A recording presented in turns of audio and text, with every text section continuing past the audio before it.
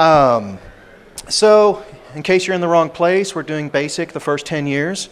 That title is already a lie, because we're going to do the first 10 years, but we're going to do about 5 years before that, because we kind of had to work up to the creation of BASIC.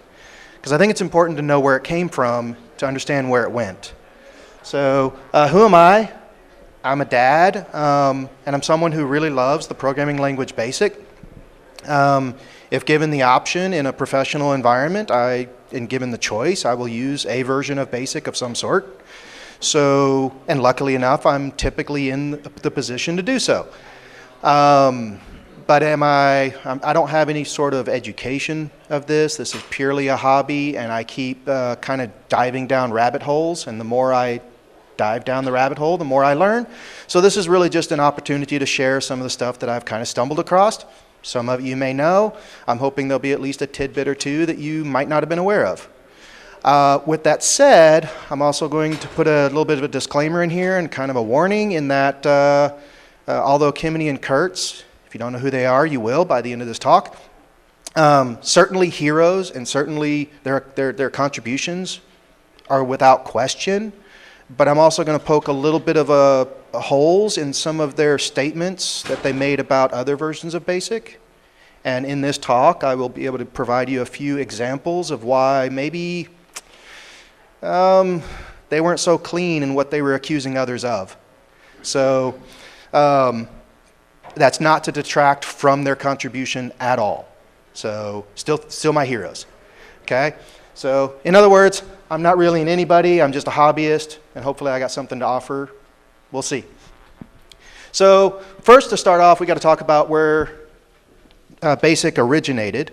And it's actually kind of interesting. There's two other key historical things that occurred at Dartmouth before BASIC to kind of illustrate that although it was not a technology institution, it was not a computer science college, interesting things did occur there. So like in 1940 was the first electronic communication between two computers to occur over phone lines. And you know, this guy, John McCarthy, if you don't know who he is, if you're paying attention to what's going on currently in the technology industry, it started with that guy. So he is the start. The term of artificial intelligence originated at Dartmouth by John McCarthy. So what we call artificial intelligence today began at Dartmouth. He then went to MIT, and that's what everybody knows him for, and MIT's the place to be, right? So, of course, in 1964, we'll get to that in a moment.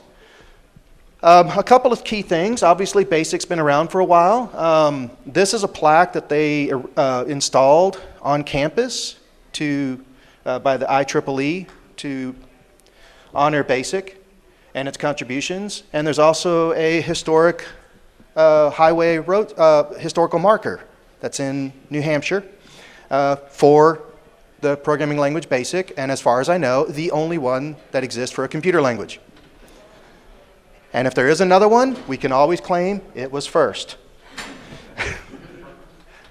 Okay, so before BASIC, we kind of have to cover a couple of quick things. And I'm going to try to run through this quickly because this is a 45-minute talk, and I'm hoping that y'all will want to have a little bit of a conversation at the end of it. So I am going to go through quickly, but there's some key areas that I want to definitely touch upon. So in the beginning, there was, well, actually before Fortran, there were some experiments occurring at Dartmouth, and Darsimco is one of those experiments. It stands for Dartmouth Simplified Code. At one point, I think I read that it was Dartmouth Oversimplified Code. And it actually was done by Mr. Kimini. So here's some information about Kimini. You can always look him up. Most people in here probably know who he is. He's one of the creators of BASIC, the programming language, and not the creator of time sharing on computers, but arguably their version of time sharing is the one that everybody duplicated because of its success. Darsimco, again, was actually in 1956 on an IBM 704, which was at MIT.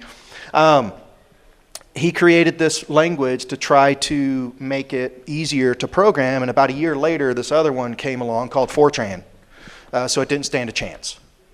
So it's just kind of a little footnote in history. He was trying to accomplish something that somebody else was as well.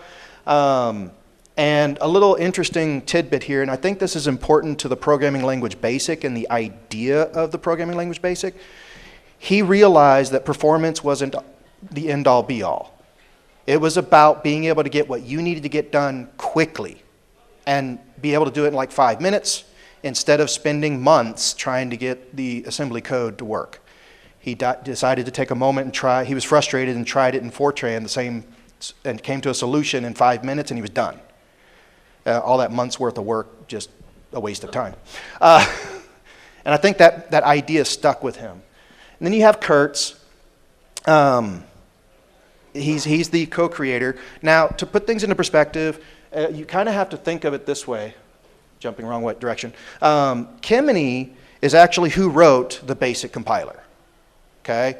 Kurtz was more responsible for organizing everything and input into the BASIC compiler, but he was really gearing towards the time sharing and the operating system and coordinating that with the undergraduates, and we'll come back to that in a moment. So Kurtz is very important in this whole process, and he influenced BASIC, but it was Kemeny who actually wrote it. The LGP30 is the story before BASIC. It was picked up. Kemeny and Kurtz wanted a machine at Dartmouth so that they can stop driving and waiting weekly to MIT and come back. So they wanted a computer, and this was the computer that they really wanted, but they didn't have a budget for it. So they were actually in the process of building a new building that was donated, the Kiewit Center, and they couldn't. There was nothing in the budget to buy a computer. So this was officially purchased as a piece of furniture.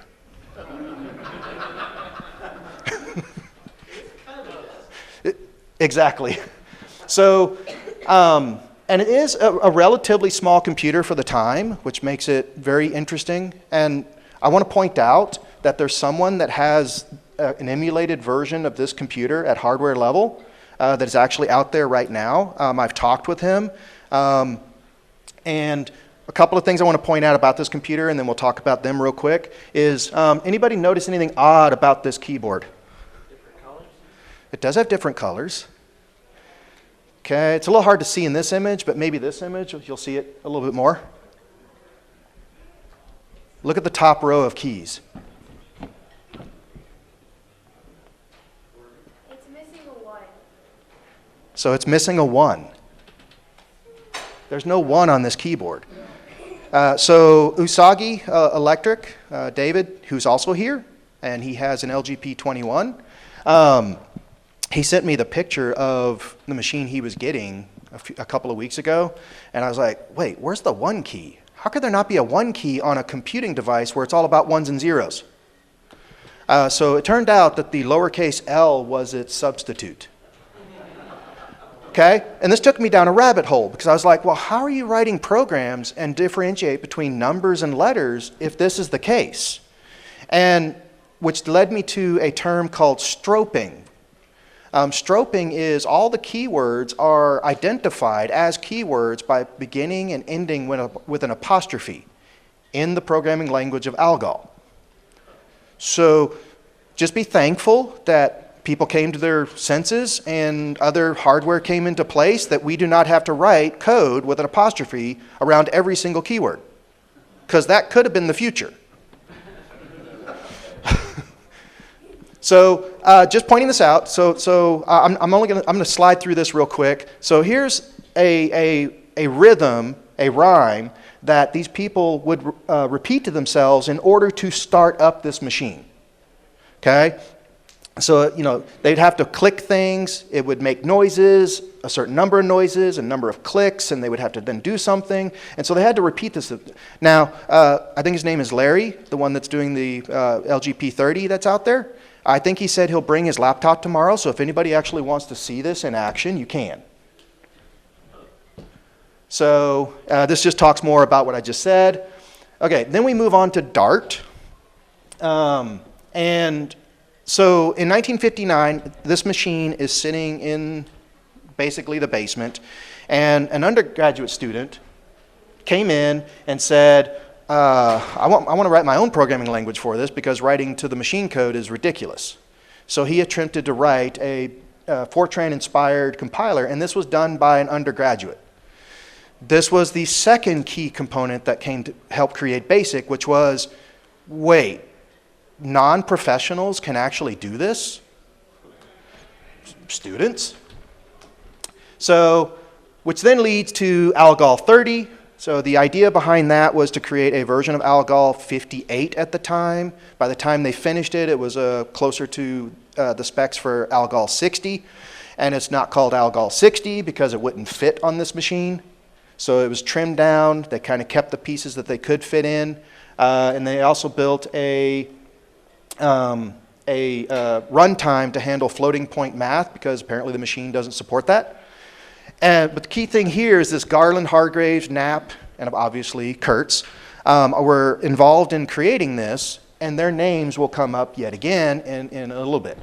So just as a side note, for anybody that might be curious, in my exploration, John Backus, who is the known for Backus NAR form, if you're a programming language geek like I am, I'm sure you've come across that language that describes computer languages, and it was originally created to describe Algol. Let's see. Then there was Scalp. Now this is a little bit of a controversy because you have to understand that at the time, Dartmouth #1 was a liberal arts college, but it was also founded on the idea that it was going to actively pursue and I'm using the phrase of the time, American Indians were a core part of who they're reaching out to make sure that they give an education to.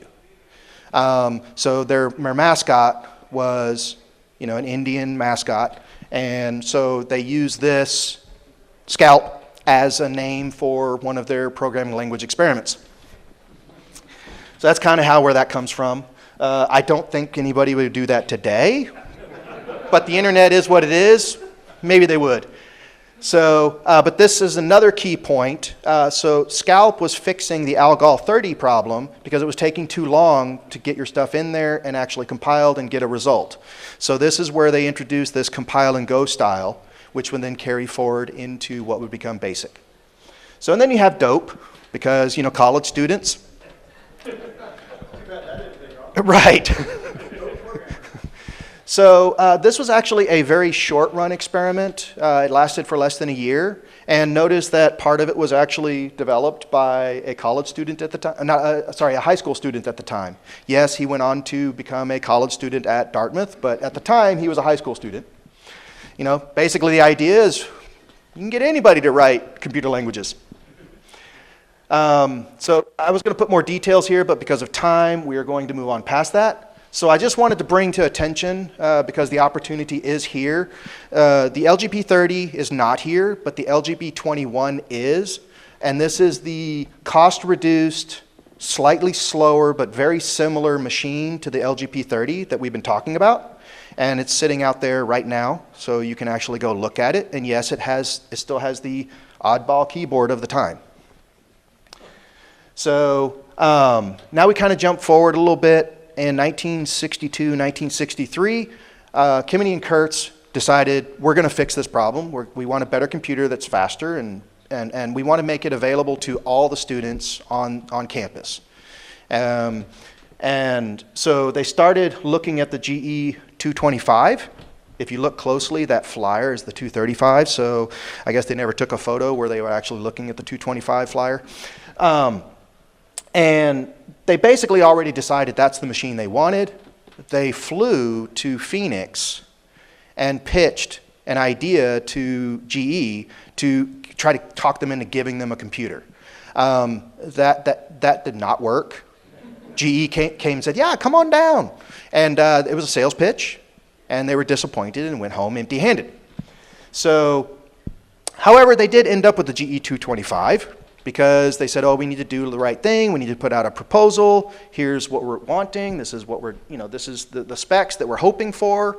And a bunch of companies submitted, the companies all at the time, including IBM, sent in the result of the proposal. And GE actually came back being the cheapest.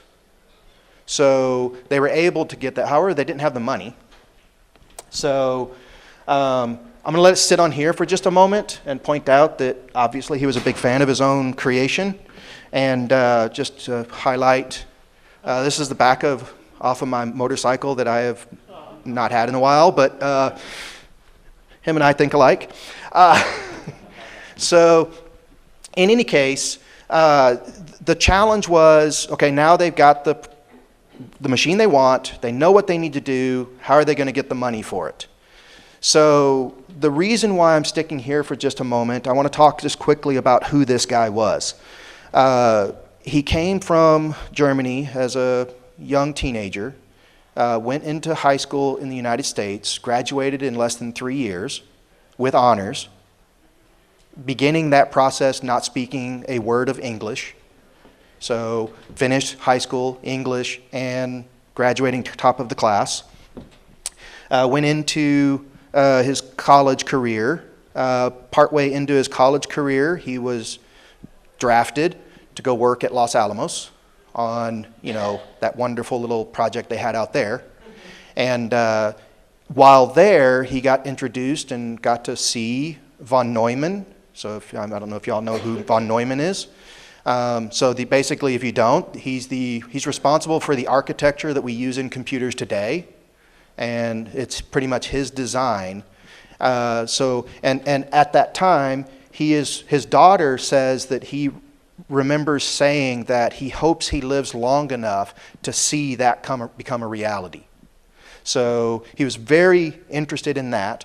And then he went back into his college life, and as he was doing that, he was charged with being one of Einstein's math checkers, of which, again, he is quoted to say that Einstein didn't know math very well. And then he clarified that and said Einstein didn't have time to keep up with the changing community that was math. So he was, that guy. So I'm pointing this out because when they sent their proposal to the National Science Foundation for a time-sharing system that is going to be created and developed by undergraduates, not professionals, National Science Foundation was like, this is impossible. It can't be done. But then they were reminded who his peers were. And I'm guessing at some point they must have put in a good word because they said yes. I do also want to point out that in the creation, in this proposal, the basic computer language was not actually in that proposal as best I can tell. I haven't actually been able to find a copy, but based on interviews and such, it doesn't sound like it was in there. It was BASIC was just kind of this thing that they were going to have that was going to be in the whole process. So here's a picture of a terminal at his house. So he's one of the, he was one of the lucky people to have that early on. Here's another picture of the machine itself and the terminal. So going back to that keyboard. So this terminal here is a terminal that does have indeed a 1 key. I think it's the Model 33. I might be wrong on that, but the model, that particular terminal it had all the keys that you would want, and more importantly, it was relatively inexpensive, making it a very popular device to have as a terminal to machines at the time, and basically became the de facto standard, of which we are currently benefiting from. So again, a few more pictures. This is how you wrote programs and checked your work. So, sorry, it was Model 35. So checked your work and everything else. And this is apparently how you did code reviews at the time. So, and again, more code reviews because that's how you did it. And then, so there's some interesting stuff about here. So you have to understand for a moment that this was being built by people who didn't know what they were doing, by people who had no clue about what was possible or what was impossible. And unrestricted by that notion, they accomplished what should not have been able to be accomplished. And the other thing, so the reason why I'm showing a couple of these pictures here is there's all kinds of rogue activity that took place with the machine, in that in some cases these young men would bring their dates to these rooms and show off what could take place inside of the, show these computers and such. And so much so, there's, hey, early day computers inside of cubicles, because we never got rid of that. And there's literally online dating. So they were connecting with other colleges, and this is like Facebook, but before, or Tinder, I guess, where you swipe one way or the other. And notice that most of these pictures all have men in them. At the time, yes, you could only graduate Dartmouth College if you were a male. That was changed. Here is my title, Old Dog, New Tricks. They had resistance from the faculty, and so they really worked hard to get the other professors to buy into this idea of integrating computing in with their coursework. Again, more Old Dog, New Tricks. This is just a bunch of slides to just kind of show what was in the first version of BASIC. So because of time, I'm going to kind of run just through very quickly. There are a couple of things I'm going to point out. The first and foremost thing is you wrote a program, you ran the program, you got the output. It was not interactive. It was also a compiler. So you wrote the program, it compiled it, it executed it. Of course, it was done on a timeshare machine. So the result of this is that, I'll also point this out. So notice that this says the minus sign was incorrectly treated as unary. Basically, that meant that these math professors implemented a language that got it wrong. So there were some functions built in and so on and so forth, and there were some error codes that could be resulting in that. You could only have 286 possible variables, because every variable either had a letter or a letter and a number. However, all those variables were numeric or an array, and every variable could be an array. So because they defaulted from 0 to 10 in this version. Next version was 1 to 10. The version after that, it kept changing. So there's some information in here. So everybody's kind of familiar with the print statement, and there's some specifics about how it was done initially, and then that, again, changed and evolved over time. You could create a single line user-defined function. Again, 3 letters. So, and then of course there were these commands, and so just real quick, so BASIC was 2 different things. It was the time-sharing system and the interacting of a process called BASIC. All of these commands, old, new, save, etc., those were not inside of BASIC itself. Because remember, it was a command line compiler. So you just passed it a program, and it did have an editor, so to speak, so that gives us that experience if you use like GW Basic, that experience of typing in 10, print hello world, etc. That kind of was there, but the immediacy of just running a line of code, that was not in there. But all these commands, when it was all said and done, people did not distinguish between the commands that were part of the operating system and the time-sharing environment and that which was BASIC. They saw one and the two the same. The other thing is there's a little story that Kimini tells in an interview about they had some young kids come and tour the facilities that they had, and they came in, they showed them all the little teletypes and so on and so forth, and explained what those teletypes did, and then they took them down into the basement where at that time the GE 235 was, and 635, anyway, whichever machine it is, took them down there, and gave them a little tour of that, and then they went home. And then somebody reached out to him and said, you know, my daughter really enjoyed seeing the machines and the computers, but she said that they then went downstairs and saw these machines that were the size of refrigerators. What do those do? In the mindset of people using this, so this just tells you how successful it was, the mindset of it is that those terminals were indeed the computer.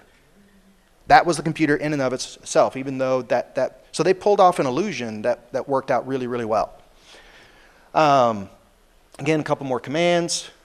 It was updated immediately, so it came out May 1st, and it was updated less than 6 months later. So then a third edition came out in '66, and this is the first version that actually starts calling it the third edition. So, and then SDS Basic is one of the first basics that I found, which was somewhere else. I'm forgetting what the acronym stands for, but it's another company. And so you start seeing this basic language start leaking out into the rest of the world. I do want to point out the date there. It's 1966. The fourth edition came out in '68. In '69, there were two extensions, two supplements to the fourth edition that started adding in file handling and those sorts of things. And it's important as we move forward to keep that in mind, because in 1968, before the release of fourth edition, there's this nice article that I'm sure everybody has heard the title of. Right? Anybody not heard of this? So basically, most programming at the time was done from a top-down model. There was a movement starting early in the 1960s, maybe even late 1950s, where some people were saying, no, we need to come up with a better way of doing this, and started talking about structured programming, okay? And because of, quote, spaghetti code and all that. Well, this article came out in 1968, which, if you're paying attention, BASIC wasn't created until the middle of 1964, and this article came out in 1968. That's not that much time. So, and BASIC didn't even really start leaking out until like 1966 and 67. So, does it come to any surprise that this article does not mention BASIC one time? Yet it is attributed to BASIC as BASIC being the problem. This is talking about Fortran. And incidentally, the article was originally submitted with a different name, and it was Nicholas Worth that changed the name. Anybody in here have any idea who Nicholas Worth is? So, sure. He invented Pascal. Oh, so he had something to sell. So, in 1968, there's this little kid that is pretty much one of the target audiences and trying to accomplish the target goal result of what Kimney and Kurtz were trying to accomplish. Making computing available to everyone, mostly college students, and influencing future technology people to do things with technology. So notice the teletype. So it's that same teletype. And there's Bill Gates as a kid in 1968. And of course, Paul Allen. That seems like an interesting relationship there.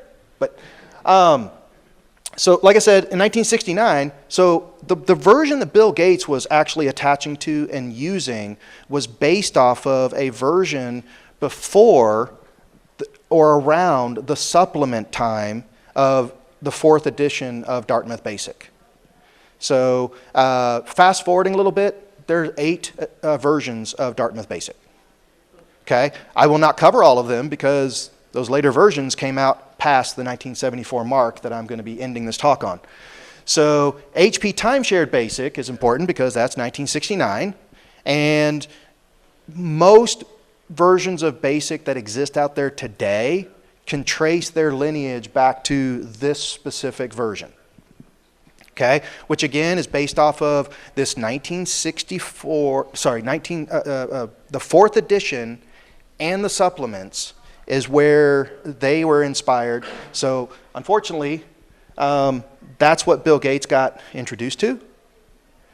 So the unfinished fifth edition is what he got introduced to, because there's another picture of him at 14 years old, Deck Basic Plus. So this is an interesting story. So how many people in here have seen the Basic Computer Games book? Or even used it, okay? So the guy who came up with that was a sales guy at DEC, okay? And they were trying to get into the really hard trying to sell into the education market and actually not having a really good success rate at doing so. Because, quite frankly, everyone wanted a version of BASIC on the machines that they were getting. And they were trying to sell, I'm trying to remember what it was called, like Focal or something like that. I don't know if I put it in one of the slides, but they had their own education language, and they had tons of games that they kind of built into it to kind of help encourage education, but nobody wanted that. And so he went on and said he tried to convince DEC to actually create a version of BASIC. He failed.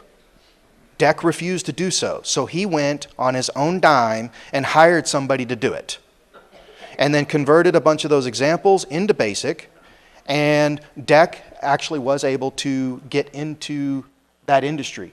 So the fifth edition didn't come out till 1970, after all of this takes place. And the fifth edition is basically those two supplements, and the fourth edition kind of merged together and cleaned up. So there's another version of BASIC that kind of popped up on the radar in 1971. This is the first of what I've been able to find as being what's called Business BASIC. Which is its own rabbit hole that I have not even scratched the surface of yet. But I wanted to put it in here just so it was there. And then, of course, the sixth edition came out in 1971. The sixth edition is effectively the last version of line number BASIC from Dartmouth.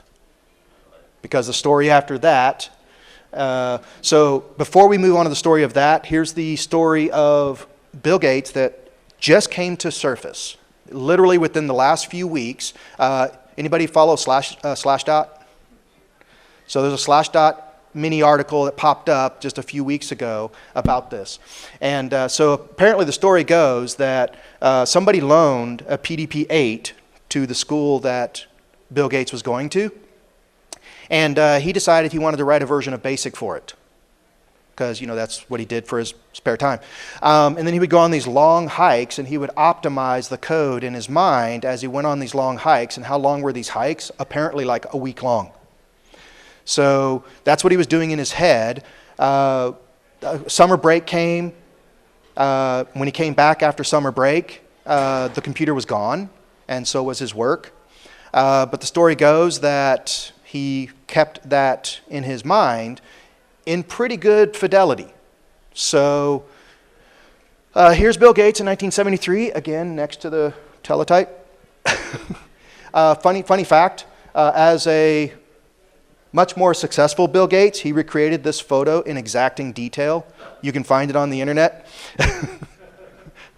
And then again, Business BASIC continues to grow, and this is a very interesting point. So here is a technical bulletin that was sponsored in part by the American College Testing Program, Research and Development Division, that goes into pretty good detail about, I wrote it up there as the technical bulletin, but let me give you the actual name. The Interdialect Translatability of the Basic Programming Language, because that's a mouthful. And what it strived to do was go, okay, if you wanted to write a basic program that would work in as many places as it possibly could, what would it need to look like? What limitations would you have to put on it? And how would you need to format it? And what should you ignore? And that is the list of basic dialects in 1974 that they actually did the research on. That is a lot of dialects. And the one that I love most is the fact that there are 4 different ones for the PDP-8.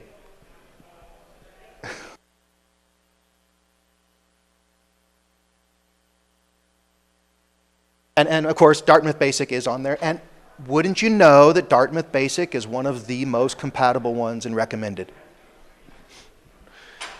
Also in 1974, work begins, and I want to stress that term, begins, on ECMA Minimal Basic and ANSI Minimal Basic. There were two different groups that were trying to strive for the same result, and they actually did work together. It does not finish within this story. You'll have to wait for part 2 of this story. But let's just say it didn't happen in 1975.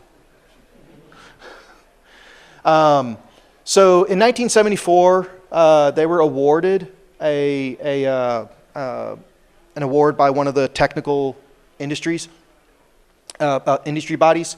And this just kind of gives a little bit of a hint into Kemmeny's mindset, in that he was very humble, and he didn't come across as a know-it-all or any of that, even though clearly he was.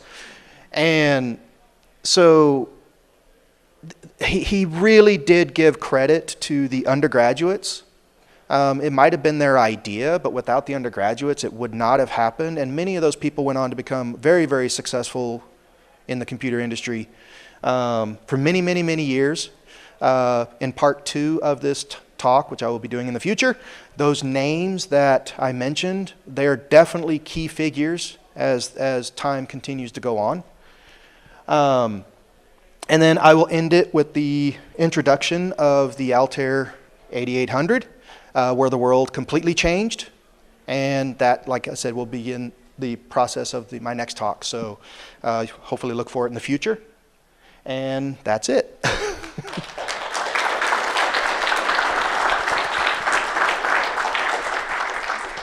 Awesome. So we got 7 minutes for questions. Yes?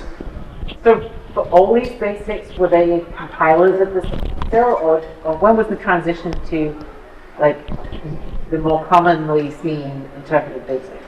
So HP was an interpreted one. So that's where definitely one of the options started. Later on, they made a compiler for it, but it's one of the earlier ones, and it was really mix and match. The one that Bill Gates always leaned towards even in his early days description, he leaned towards the idea of it being an interpreter.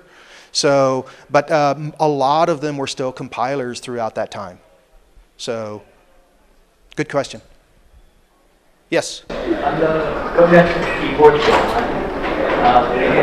why did you say, why did they choose not to have one using L? So, that's a good question. So why was there not a 1 on some of the early keyboards?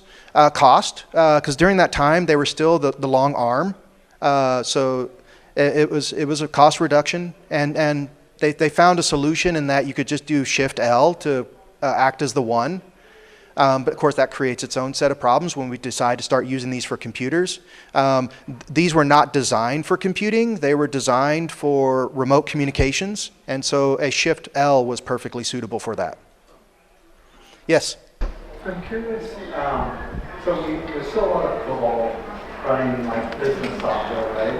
How much, in terms of basic, do you think there is, like you mentioned like business basic, how much do you think there is still running like financial transactions and like small gas stations? How many Excel macros are there in the world? So I'll answer the question in kind of 2 ways.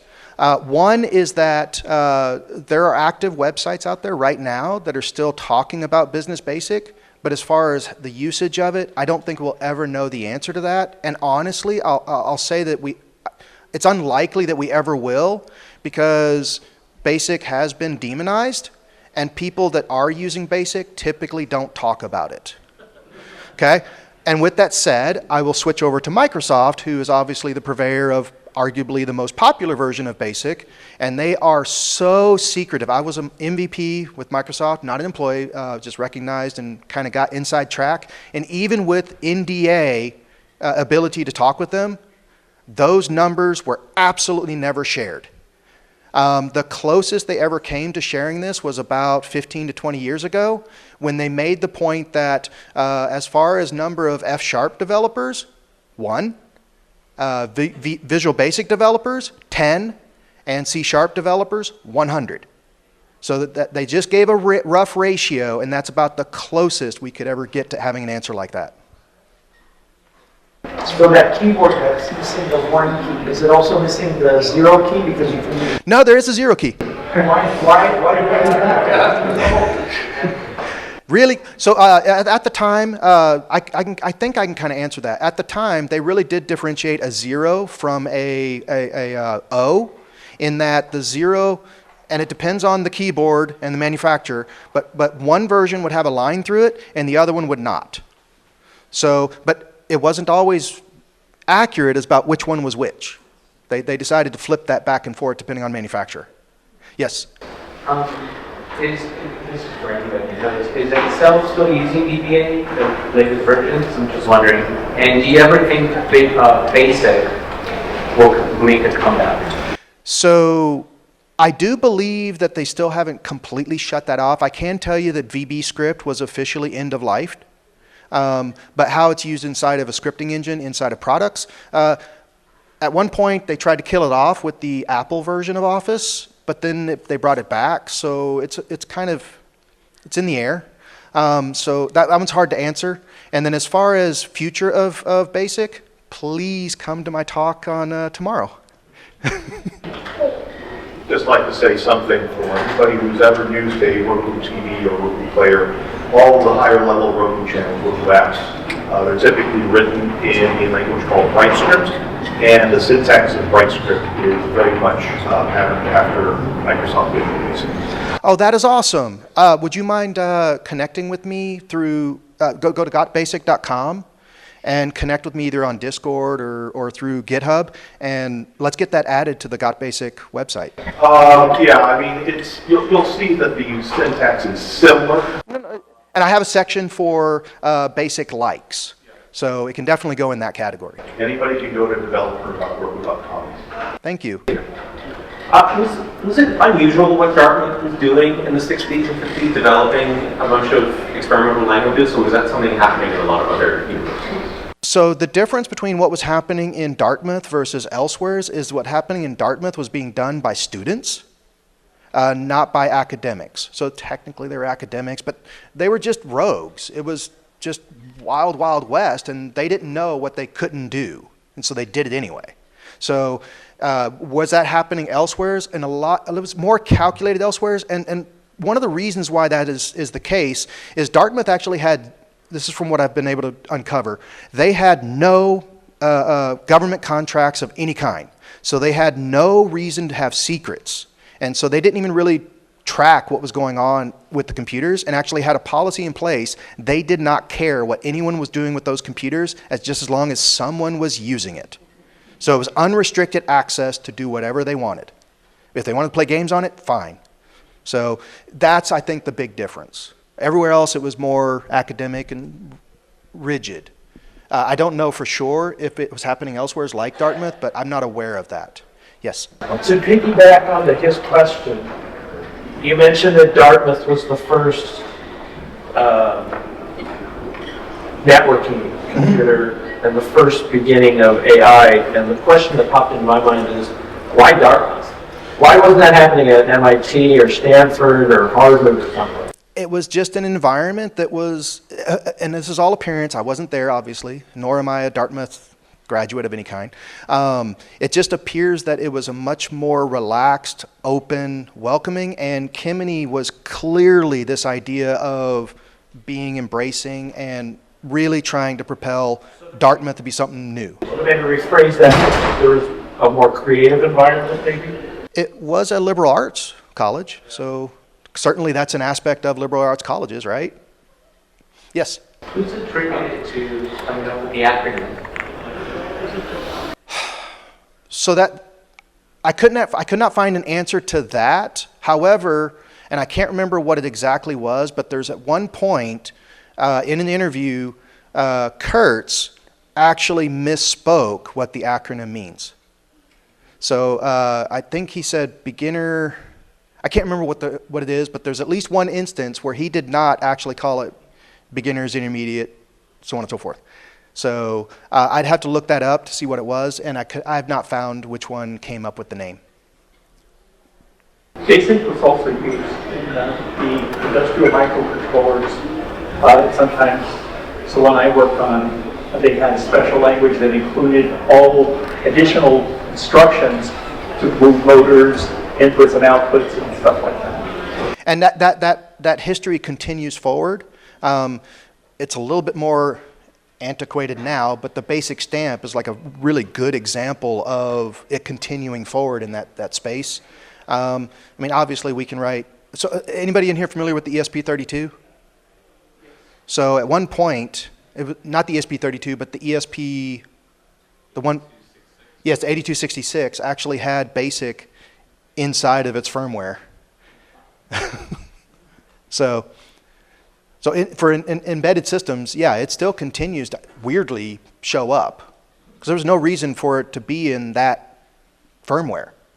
Because at that time, so the 8266 is a whole story in and of itself, but we had no documentation for that. It was the hacker community that reverse engineered that and figured it out and made it into something that we now can use. And of course, the ESP32, they figured out, oh, wait, there's a whole other market here we could be pitching to. And so they started making the 32 documentation much more readily available and so on and so forth. I just want to say you gave a great talk, a great speech, so thank you. Thank you, appreciate it. What's your favorite version of BASIC?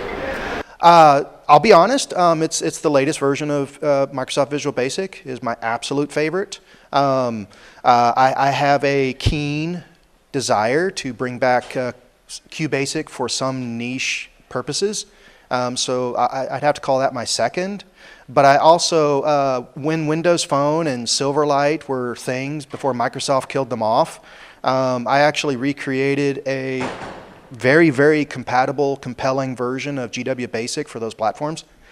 That would work, you know, thumb-driven, so to speak. And apparently good enough that the Russian community was hacking it and traveling around. Because I was charging $4 to unlock being able to save and read files from the system itself. Otherwise, it was free and you could do anything. If you just wanted to do 10 print hello, you could. So those are my favorites, but I continue to find more. Say you're a computer language geek, what's your favorite computer language and why? Oh, different reasons for different ones. So it's hard to just pick one for that. Let's say you're stuck in an island, and let's say that, well, no. So let's assume that BASIC doesn't exist. Let's go there, right? I do think Pascal is an interesting language in the form of Delphi. And because you had access to all of the code behind how it implemented things, it was really a compelling version of Pascal. I think C# is a pretty good language before it got messed up by people jumping from VB over to C#. Those people have ruined C#, in my opinion. But it is what it is. But I do think what was originally created for C# is a pretty good language. And C is a phenomenal language. So no assembly. I would prefer not to have to write an assembly language. The closest I've ever come to that is when I first started, when .NET first came out, I was doing presentations. And of course, I was doing them in VB, and the audience was resistant to that. We'll just use that as the phrase. And so I pitched back and said, oh, and they said, C# the language of .NET. I said, oh, no, IL is. Would you like me to do my presentation in IL? They preferred the VB version. Any other questions? One more? Going back to the 1970s, are you familiar with a Century Basic tool that came from NCR by any chance among your? So NCR is on my list of ones to dive into deeper. The hard part is getting documentation for these things. And so if any documentation is available, if anybody has any knowledge of this stuff, please join me at gotbasic.com and let's start bringing all this information together. A lot of high schools in New Jersey were using a time-sharing system based in Asbury Park that had a Century Basic. And there are some time-sharing systems that are coming back into existence. At one point, they were trying to spin up a Dartmouth time-sharing system, but it looks like it's died. And of course, the source code and stuff's not available for it, and you can't log into it. But one of the ones that I am playing with is the Michigan time-sharing system, which has a version of BASIC on it. So you do get to see kind of a window into what that might have looked like. So I'm hoping to find others that I can do so as well. Out of time? Okay, thank y'all. Appreciate it.